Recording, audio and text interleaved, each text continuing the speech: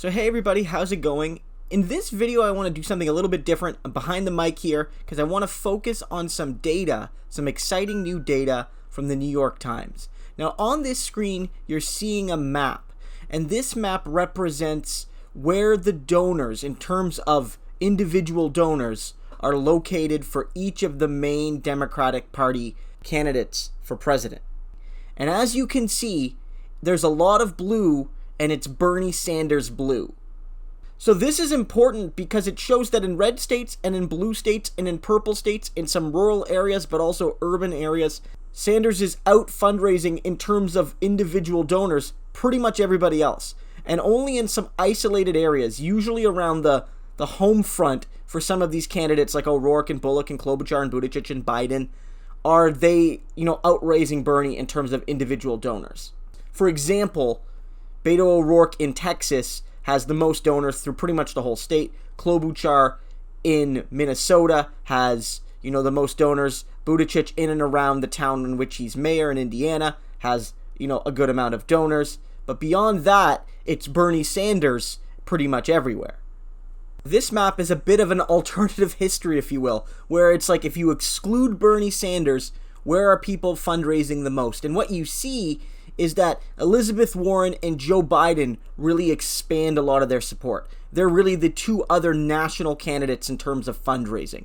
You see Warren pick up a lot of Bernie's spaces, especially in the West and in the Northeast and the New England area, and Biden does very well in the, South and in many of the areas in the kind of Rust Belt.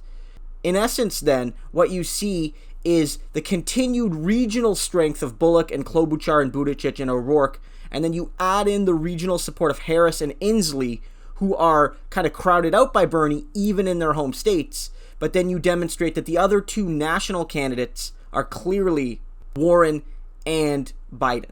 Now, a lot of people will say it's not just how many donors you have, it's how much you're fundraising, and here Bernie Sanders is winning too, but it's a lot closer. You can see that amongst the top candidates, Bernie Sanders has a lead, but it's not, the almost double the lead he has over the second place person, aka Elizabeth Warren, in terms of total donors. Here he only has a small lead over Buttigieg and a reasonably big lead over Warren, Harris, and Biden, but not nearly to the same extent in terms of raw donors. But on the map, this reflects again, Bernie Sanders has very deep and broad support. When you bring in top donors, some additional people start to show up more. Hickenlooper and Harris and Inslee, end up on the map. Warren ends up on the map a little bit. Castro ends up on the map a little bit. But in general, you see that Bernie Sanders is the only one with real national support everywhere. Again, in blue states and red states and in purple states. Biden can't really say that. Neither can Elizabeth Warren. And again, you have a lot of people that are regionally locked. You have people like O'Rourke and Klobuchar and Bullock and Buttigieg who are utterly regionally locked in that sense. And here we see, looking at the biggest cities in the United States, the biggest metro areas, you get a lot more detail when you zoom in. And in most cities, Bernie Sanders continues to do quite well. In New York, Bernie Sanders leads in much of the city. Buttigieg and Warren have a strong showing, but Bernie leads. In Boston, it's more like Warren is leading, followed by Buttigieg, with Bernie Sanders kind of in third. In Washington, D.C., it might be one of the weaker cities for Bernie. He's sort of isolated to the outer edges of D.C., with Warren, Buttigieg, and Harris all doing very well, with Biden also doing respectably. Chicago is very different. Chicago is strongly for Bernie, with a bit of support for Buttigieg. Atlanta has Sanders support, but also significant amounts for Harris and Biden and Warren and Buttigieg, but there Bernie continues to do well. And in San Francisco, again, in far away from Vermont, Bernie Sanders does extremely well again. Buttigieg and Harris and Warren have their pockets, but Bernie is doing well in both San Francisco and Oakland. And this map really shows that the big five, maybe 5.5 if you want to include Beto O'Rourke, are who they are. And they are who they are because their support is reasonably well distributed across the country. That Bernie Sanders, Elizabeth Warren, Pete Buttigieg, Kamala Harris, Joe Biden, and Beto O'Rourke, all of those people who are usually seen as polling above 10%, anywhere between 10 and 40, they are the ones that have a real shot at winning this because they're the ones that have at least some donor base kind of everywhere. And if you look here, Bernie has the best result, followed probably by somebody like Joe Biden and Elizabeth Warren, but Buttigieg, Harris, and O'Rourke have at least some donor base across the country. That's why it's extremely likely, almost guaranteed I would say, that one of those 6 people is going to win. And, you could probably throw Beto O'Rourke out. I think he's lost a lot of momentum. It's probably going to be one of the first 5 here that's going to win this race. It's not just the total amount of money raised and the total amount of donors that matters. It's their ability to have support in various parts of the country that is going to matter when it comes to winning primaries. And it's not enough to just be popular in your own state. And here we see that for the kind of also-rans, I don't want to be dismissive, but the also-rans, they really don't have any significant national base. Some of them pull a little bit of money from various places. Somebody like Andrew Yang and Tulsi Gabbard fit that bill.